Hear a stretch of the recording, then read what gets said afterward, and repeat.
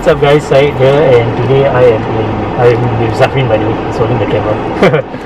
We are in the 2014 Mercedes C200. We're gonna be taking a look at this car, but first I want to thank our sponsor for today, HP Dashcams. Yeah, HP as in the brand that makes computers and laptops and stuff. They have their own line of dashcams. Sorry, I'm a bit strong. And also I want to thank Optima Works Singapore. Can you, yeah, see that? So they are the ones who are selling this HP dashcam. So we're gonna be taking a look at more of the features of this dashcam as well. This is a very quick like unboxing video.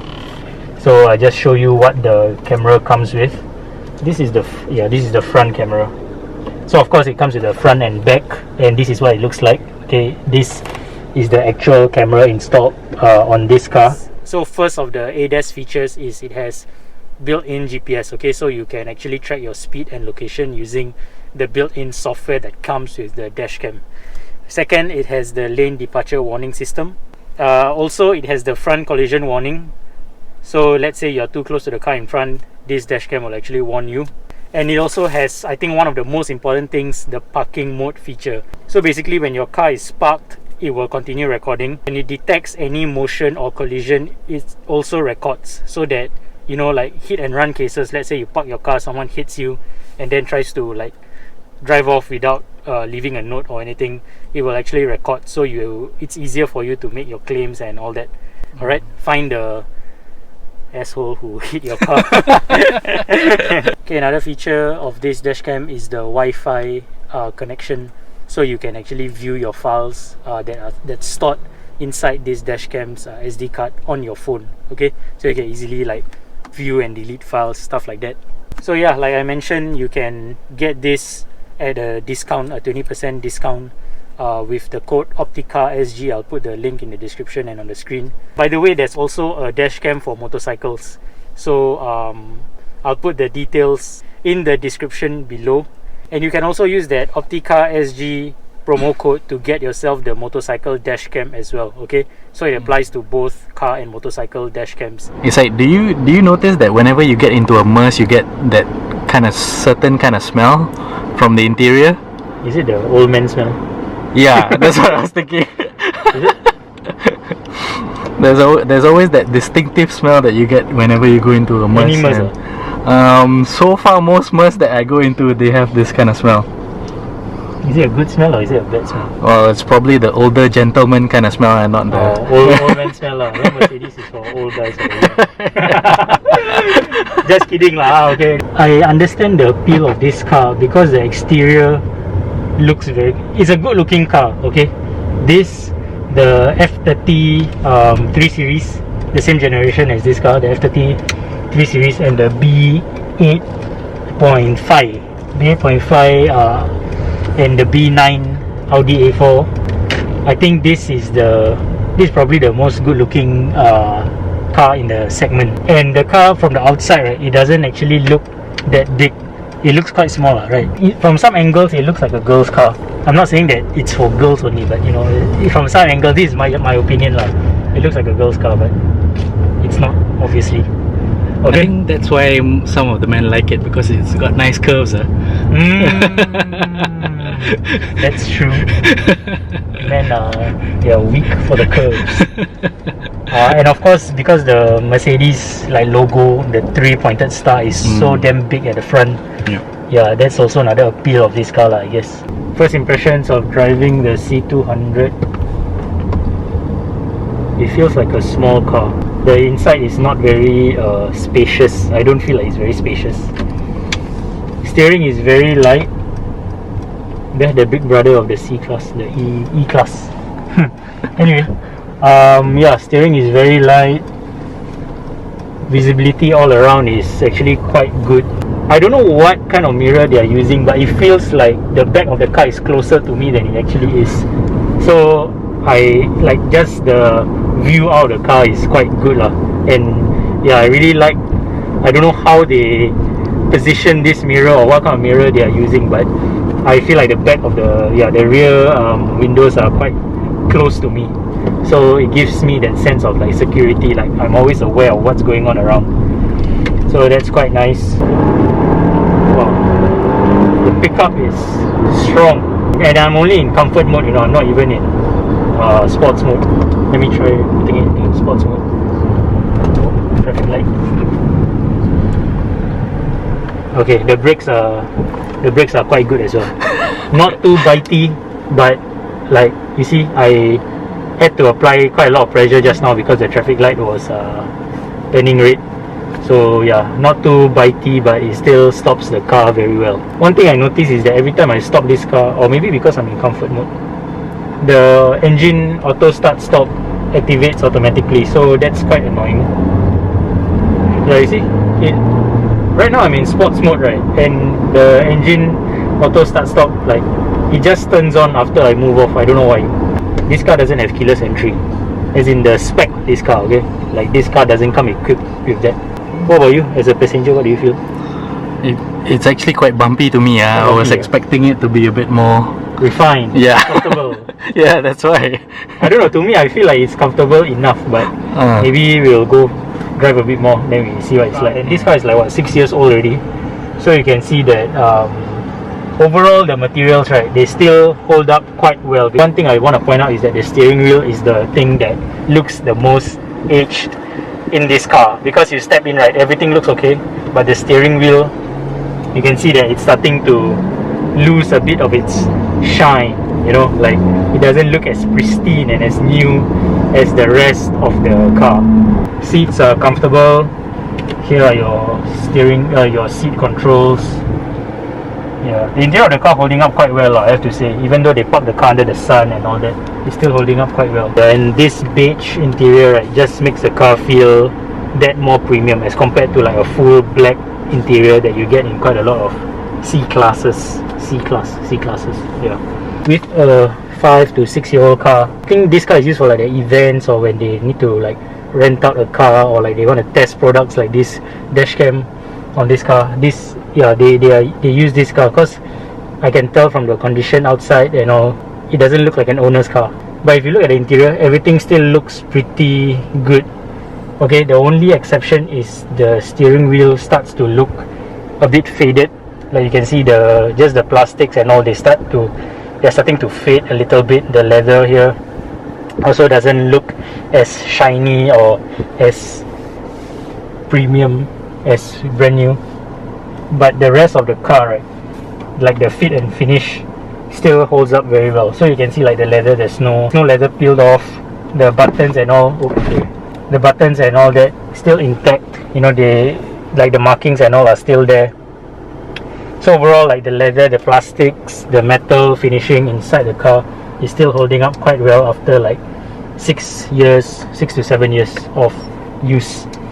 Okay, yeah, they use metal on quite a lot of the buttons here, and even on the door here, right, your seat controls, your window controls, so they actually like last longer. And yeah, they feel fantastic, man, when you touch it. Yeah, it just feels fantastic. Very, very nice buttons to touch. To molest, you want to molest these buttons here. These are the buttons you want to molest. Another thing is that this car doesn't have cup holders. Like, it doesn't have proper cup holders lah. Okay, so you get this space here for you to put your drinks, but I don't think it's as secure as proper cup holders. Storage compartments, I would say quite decent lah for a car of this size. Okay. Right. Damn bougies here, go Haji Lane with Mercedes, all go drink by Sarbat. So you can see that the car has a reverse camera with guidance lines, although the camera, I have to say, it's not, I don't know whether it's foggy or what, but it's not, the resolution isn't the best. Infotainment, this is something, to be honest, I don't really like about Mercedes, because the infotainment is not as easy to use as a BMW iDrive system or an Audi MMI system. Okay, so if you look at the infotainment here, they are like overlapping menus. What I mean by that is that these are like the main things you should focus on right now. This is what's in view, but you can also see like vehicle settings, consumption, all in the background, so it's a bit like distracting. You see, it's when you move down like to a sub menu, the top should at least like disappear, okay, like now, but you know, it doesn't do that. So that's one thing I want to say. And also, okay, the radio part is quite straightforward, quite easy to use, but it's just overall it's not the easiest. It takes a while for you to like find where everything is and get used to. Okay, surprisingly spacious. Like, okay, this seat is in my original driver's position. You can see I get like more than one knuckle of leg room. Okay, there's plenty of space for my feet. However, your thigh support is not fantastic, okay, because the seat here, this seat is quite short, okay, so the thigh support is not that great. But space wise it's pretty good, especially considering the size of this car, because in like some other cars, like maybe a 3 Series for example, I don't think you get as much space in the back as in this car. However, the center transmission tunnel is very big, as you can see. So this is very intrusive. Yeah, so that's how you're gonna sit. Alright, space in the back not as bad as I thought it would be. Maybe because the interior color is also beige, so it looks bigger than it actually is.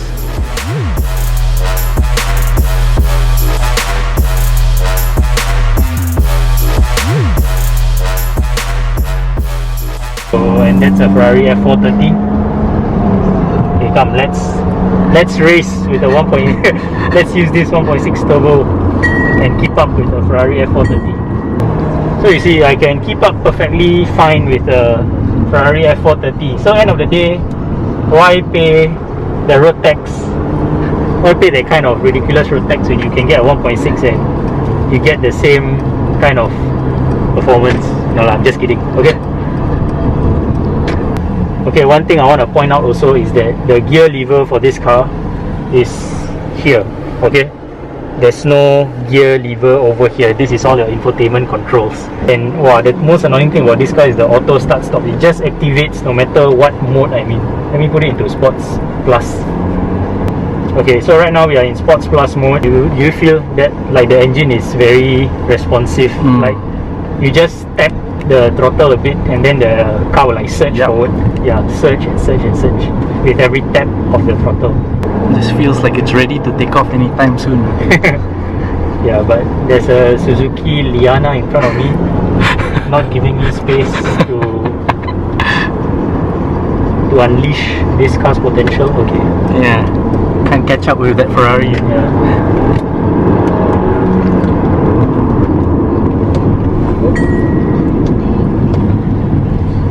This car feels much more nicer to drive than the W204 C-Class, the generation that came before this.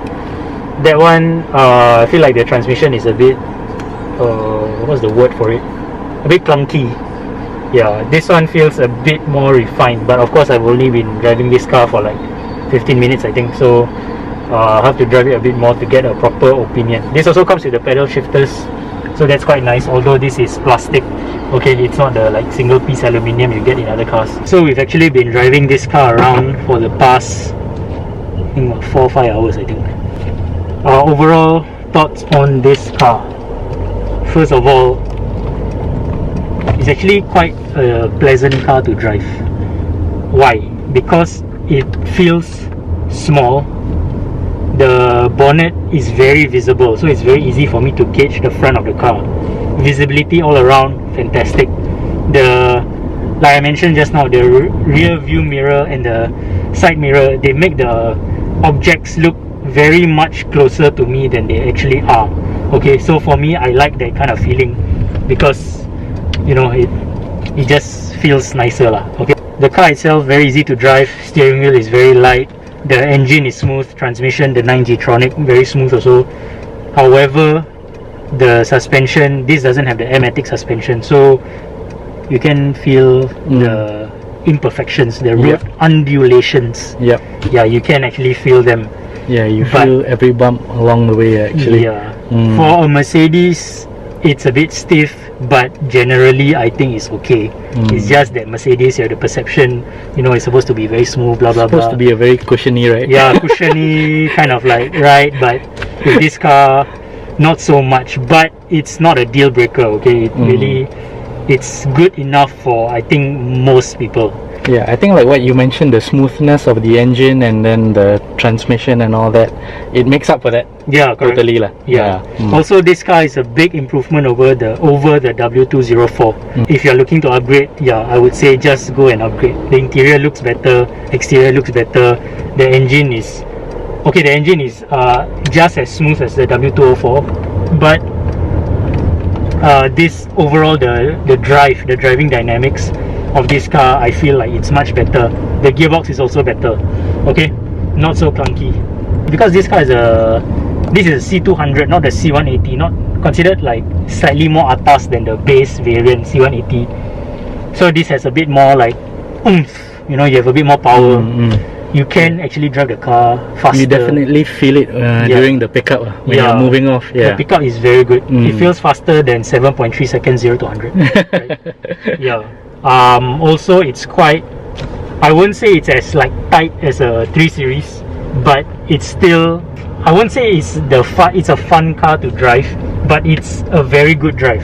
Okay, it's not as boring as you'd expect from like maybe older Mercedes. And yeah, like I mentioned, it's a big improvement over the W204. Okay, in terms of everything.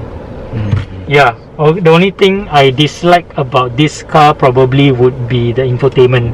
Not the easiest to use. Another thing I want to point out is that I reset the trip computer, but it hasn't changed until now. So it's showing that I'm still consuming about 20 liters per 100 kilometers. That's about 5 kilometers. No, that's 20, yeah, that's about 5 kilometers per liter, which is not true, obviously. But I don't know why it hasn't reset yet.